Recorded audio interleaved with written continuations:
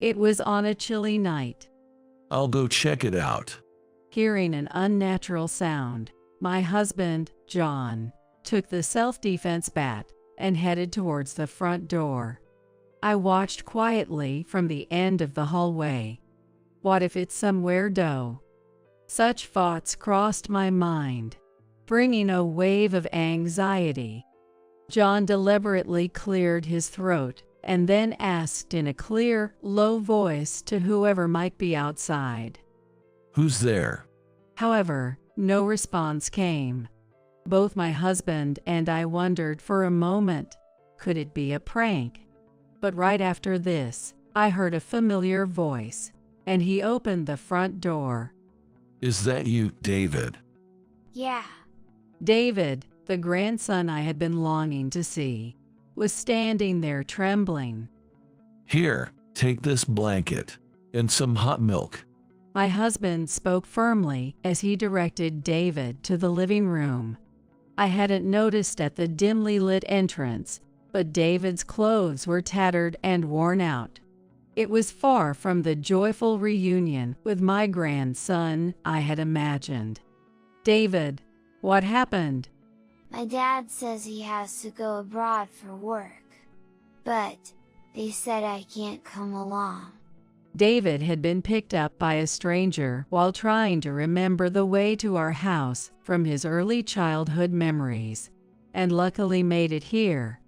I held back my tears as I hugged David tightly. I'm just glad you're safe. Really, really glad. They say I'm a stepchild. That stepchildren get in everyone's way, so I shouldn't stay with them. To David's soft words, my husband blurted out immediately. Indeed, that's true. Then you'll just have to live on your own. No, that can't be. I was stunned by my husband's unexpected words. Yet, for some reason, my husband seemed very refreshed and clear-headed. My name is Amanda Williams. This is a story from when I was in my 50s. My husband, John, was a craftsman making traditional crafts in a small rural town. Born and raised in this town, which still strongly retained its old-fashioned atmosphere, he learned only the craft of making traditional items, and naturally took over his family's workshop. The encounter with my husband back then was a typical arranged marriage for the time. For me, it was the second time, but John had gone through 6 matchmaking sessions before he met me. Typically reserved and a bit difficult, which is probably why it was hard for him to find a partner. To be honest, I was somewhat uncomfortable with his difficult nature. Yet, we ended up getting married because of his earnest approach to his work and the clumsy yet kind demeanor he always showed. To support him, I quit my job and joined the workshop. At first, I made so many terrible mistakes that I only added to his workload. But now we manage the workshop together as a team. For me, who had casually gone to community college and landed a convenient job, creating crafts became a fresh and fulfilling career. We have a son named Ryan. As a child, Ryan was curious about everything. He loved exploring our workshop, spending so much time there on his days off that he practically lived there. Although John never said it outright, he had some hopes of Ryan taking over as his successor. But as times changed, Ryan became obsessed with anime and games in middle school. Naturally, he stopped paying any attention to the workshop. By the time he was in high school, he was hardly ever home, caught up with his part-time job and friends. I guess this is what they call growing up. Though I felt worried and lonely, I quietly accepted it as a part of his becoming an adult. However, it seems Ryan's feelings were a bit different from what I thought. One day, Ryan unusually invited a friend over to our home. I naturally intended to be a good host. Leave me alone, it's annoying. That's what Ryan told me. Still, I went ahead and prepared some drinks. My house is such a dump, it's super uncomfortable. Plus, my dad's a craftsman, right? Too uncool, can't even tell my girlfriend. I plan to apply to a university in the city center and live on my own. I overheard him saying this to his friends. Oh, it's not just independence. He's embarrassed by us. That's why he hardly ever comes home. Looking back, it might have been just teenage bravado. Still, knowing my son thought of us as embarrassing parents was almost enough to make me cry. Soon after, it was time for university entrance exams. I'm going to apply to a university in the city center. I'll find what I want to do in the future and get a job, so I won't be taking over the workshop. Ryan declared this and studied hard every day, successfully securing his place at his desired university. When we heard the news of his acceptance, my husband and I remembered feeling happier for him than we did for ourselves. But it also meant that Ryan was graduating from our home and walking his own path in life. It was a joyful occasion, but deep down, I still hoped he would take over the workshop. So on the day Ryan moved out, I ended up saying something insensitive. If it doesn't work out, you can always come back, you know. Naturally, Ryan was displeased and left saying, Of course, it would be convenient for you if I failed and had to take over. But I have no intention of coming back. And unless we reached out or pressed him, he wouldn't reply or show his face. Even when his graduation was confirmed and he had secured a job at an electronics manufacturer, there was no word from Ryan himself. I was the one who worried unilaterally, reaching out and sending vegetables. Ryan would only reply if he felt like it or was nudged to. This kind of relationship continued for years. A breakthrough came in Ryan's 4th year of working. He called us to a coffee shop near the station for an important discussion, where he introduced us to his fiancée, Heather. We were surprised that he had a fiancée, but even more so when Heather revealed she was pregnant with Ryan's child. It was a so-called shotgun wedding. Perhaps because we had an arranged marriage ourselves, the idea of marrying after conceiving seemed insincere to the other family, and it was incredibly uncomfortable.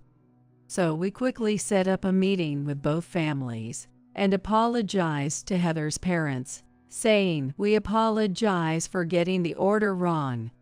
We braced for complaints, but surprisingly, Heather's parents were very gracious in their dealings with our family. And Heather herself said, I'm very happy to be blessed with a child and to be able to marry Ryan. I look forward to our future together.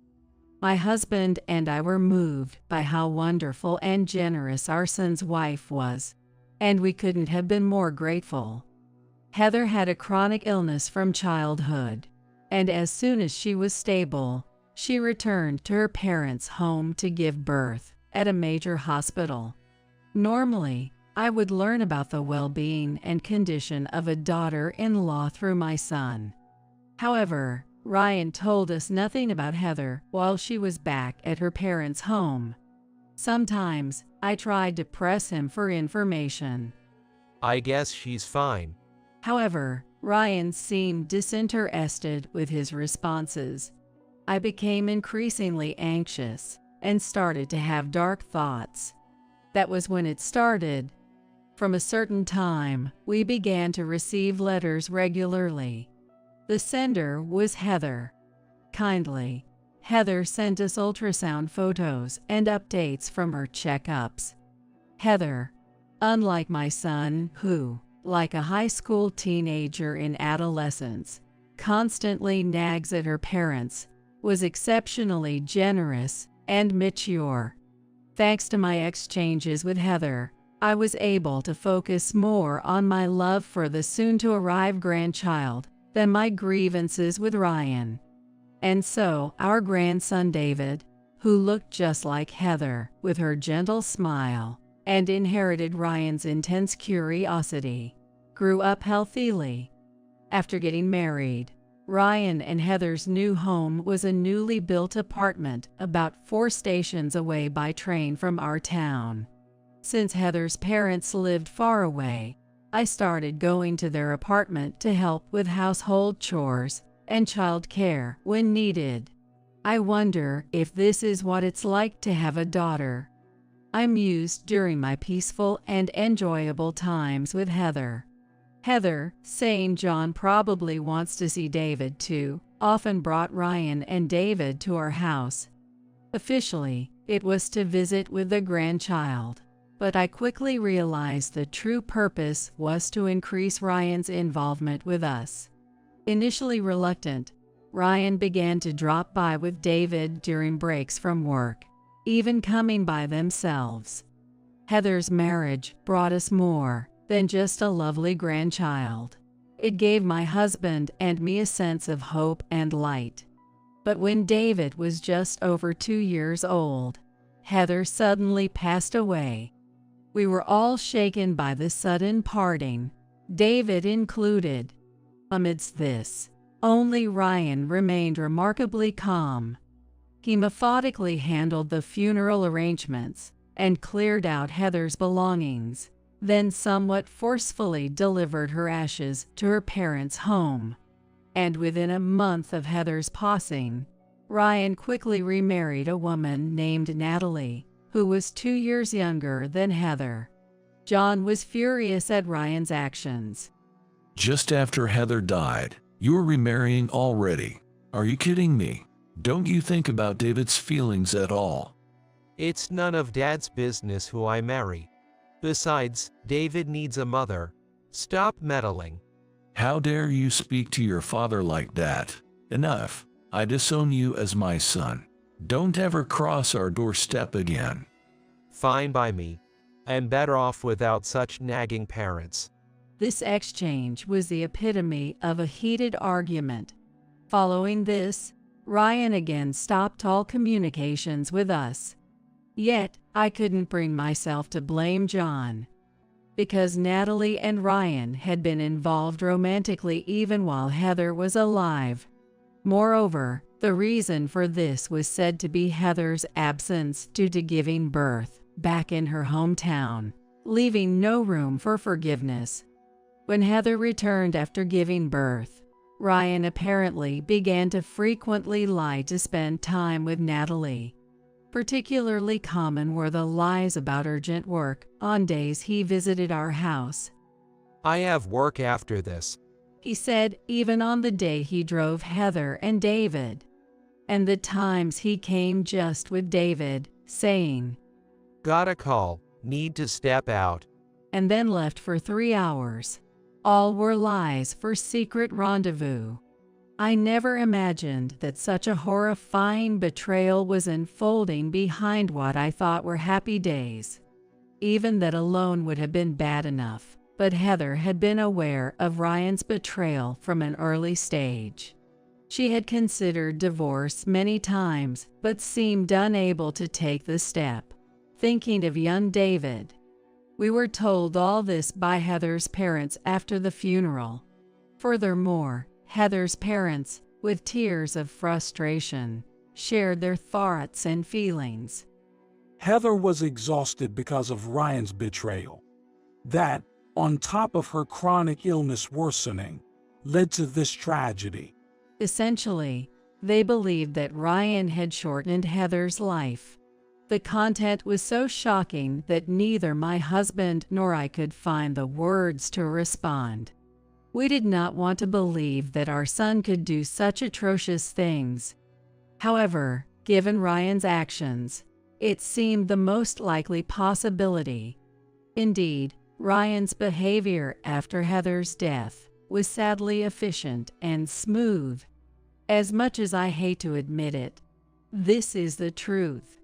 In the end, Heather's parents left us with these words before they departed. We will no longer have any dealings with you all.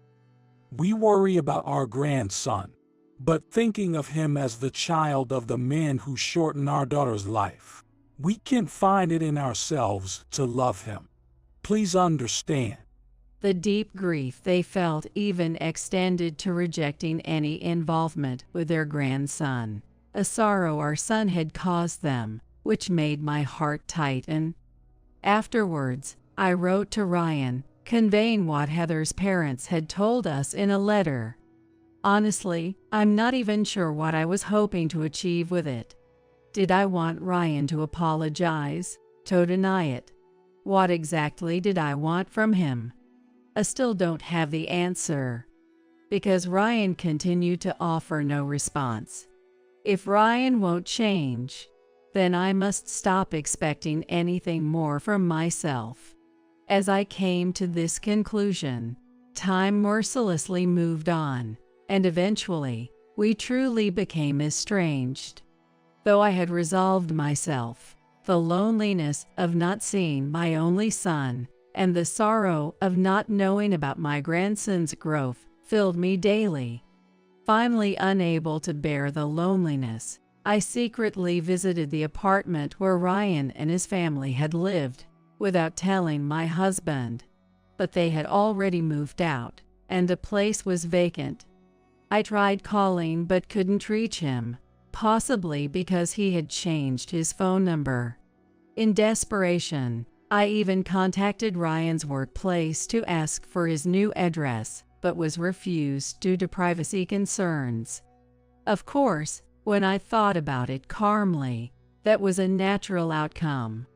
However, it seems that my call was conveyed to Ryan himself. That night, I received a call from Ryan after a long time. Mom, look, could you stop calling my work? It's embarrassing, and my boss gives me weird looks. I'm sorry. I was just worried because you moved and changed your number without saying anything. How is David doing? David, well, he's fine. If you're so worried about your grandson, maybe you could send a little money. Send money. Are you short on cash?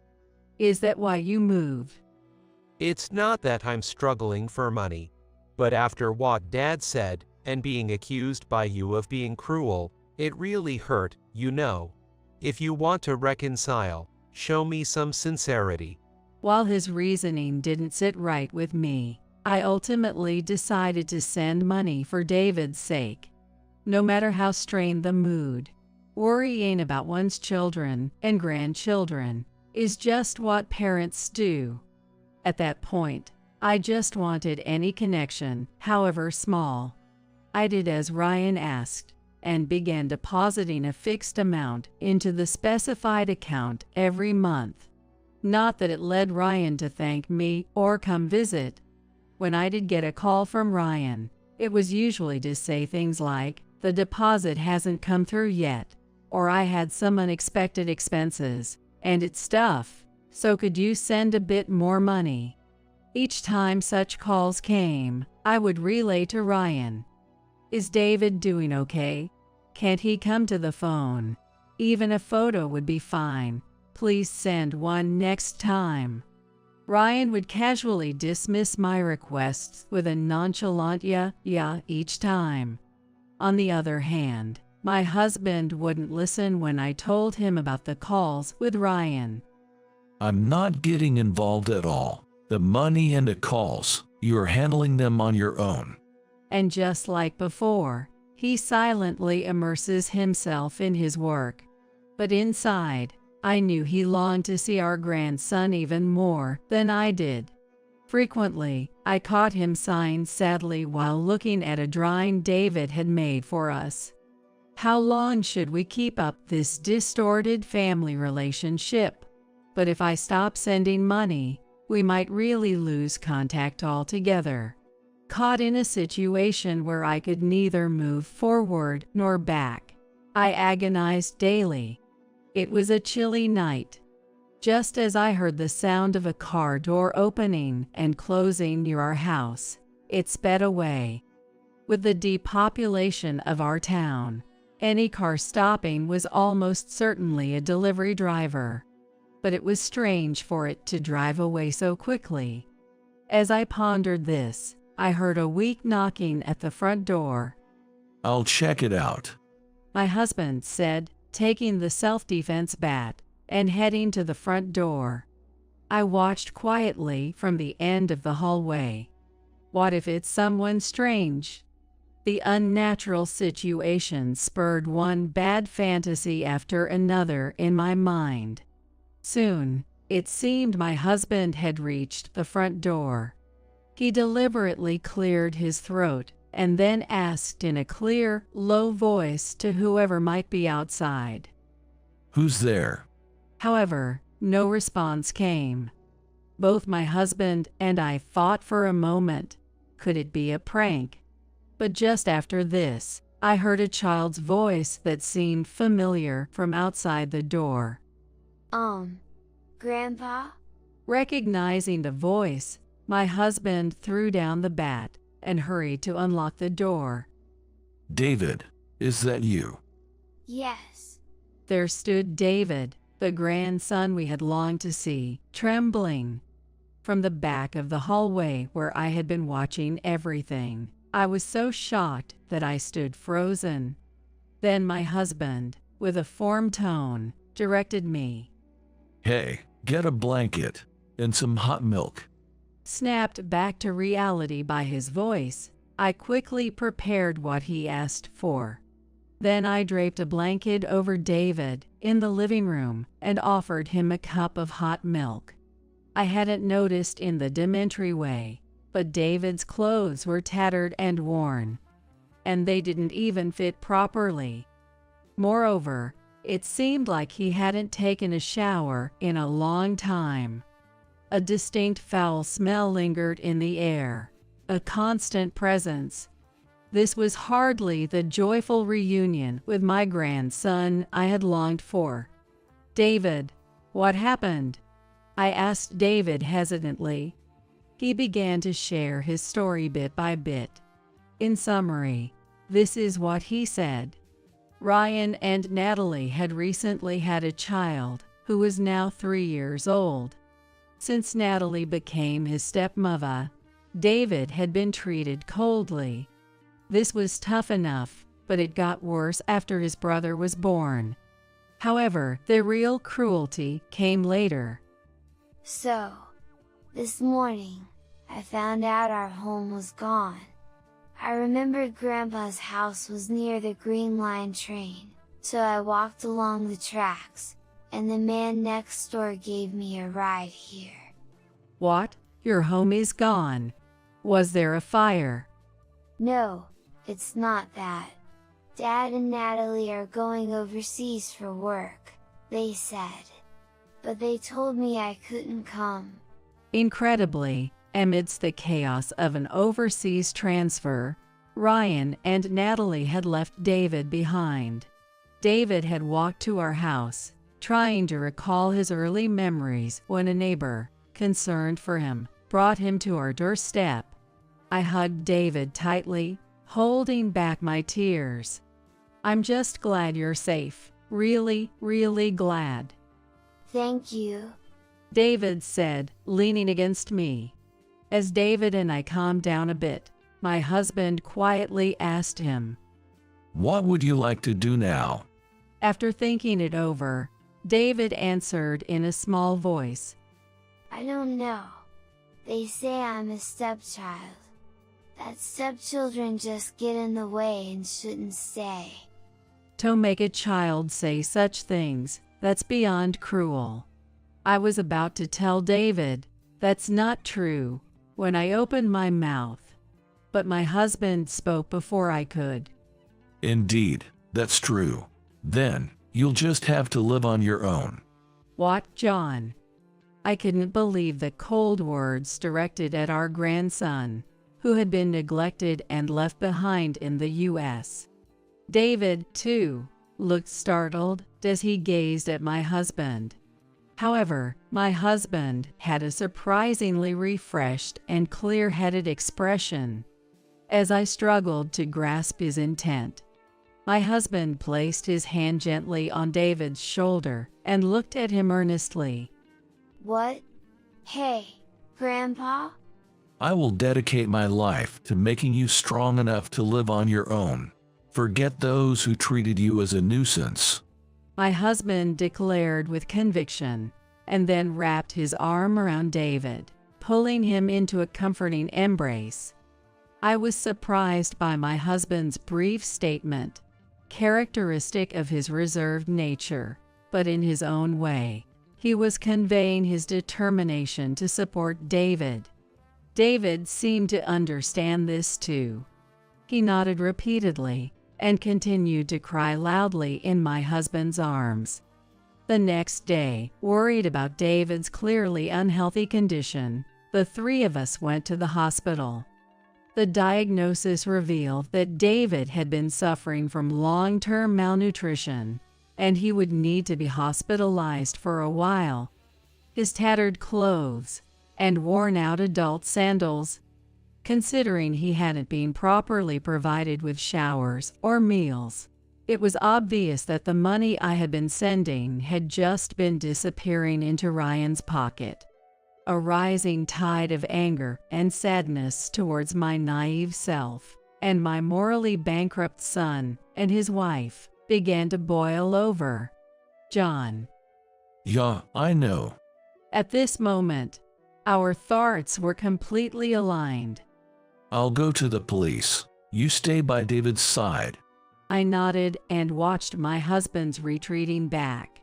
This is for the best, I repeated to myself, trying to sever any lingering regrets.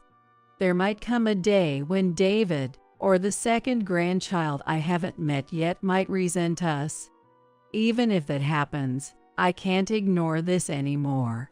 Not after seeing what I saw. Taking a deep breath, I went to the nurse's station to ask about buying clothes for my grandson, but I don't know his size. Meanwhile, my husband arrived at the police station and explained David's situation. He was immediately taken to a private room for a detailed interview. By the end of the day, Ryan and Natalie were suspected of neglect of a guardian's duty. Ryan's boss, upon receiving contact from the police, quickly canceled their overseas transfer and instructed them to return home. We didn't do any such thing. Ryan denied the allegations and refused to cancel the transfer or return home. If you're innocent, prove it, but first, come back. Eventually, persuaded, he reluctantly returned. Upon appearing at the police station, Ryan and Natalie consistently denied the allegations. Natalie even made confusing statements. David hates me. He said, I'd rather live with Grandma and Grandpa than go abroad. So he left. We had no choice. The very idea of moving abroad and leaving a 5-year-old child behind is inconceivable. I was utterly dumbfounded that they couldn't see this. The police then pressed them about the numerous bruises found on David's body. The reason my husband and I decided to go to the police was precisely because of these bruises. Leaving a child behind is never acceptable, but we didn't want to make criminals of our family members. If David hadn't had those bruises, we might have just suffered in silence. Especially me, I've been too soft on Ryan, possibly keeping everything about the money and David's situation to myself. But the shock of seeing David's bruises was enough to dispel any leniency. We can't overlook this anymore. They need to fully understand the gravity of their actions. That was our firm belief. According to the hospital's medical report, such bruises could only have been caused by repeated trauma over a long period. This repeated over a long period aspect was proof that it wasn't accidental. Naturally, Both of them denied this as well. I didn't do anything. Natalie was the one taking care of him. It's her fault. Ryan becomes violent when he's irritated. I was actually the one trying to stop him. It's all Ryan's fault. The blame shifting between Ryan and Natalie continued for a while, but eventually, both were found guilty and sentenced to prison. I never got to meet our second grandchild, who is now 3 years old and living with Natalie's parents. Afterward, we officially adopted David as our son, and he became part of our new family. Seeing my husband, who had always been a workaholic, take time off to play with David reminded me painfully of Ryan years ago. Yet, every time I saw David's joyful smile, I felt reassured that we made the right decision. As he grew stronger, David often helped around the house and the workshop. Both my husband and I always thanked him and reminded him, "But don't feel you have to take over the workshop." We had sworn never to impose our expectations unilaterally again. Over 15 years have passed since then. David decided on his own to become a traditional craftsman and is now learning as my husband's foremost apprentice. His crafts are so exquisite that they have been featured in local magazines. I'm going to inherit this workshop in the future and give Grandma and Grandpa a break, David said, beaming with pride. I feel an indescribable happiness every day, grateful for David's healthy growth and his kindness toward us. David is clearly moving forward towards the future. We intend to continue protecting his bright eyes and smile. I hope that fewer children experience what David went through, ideally none at all. I feel strongly about it.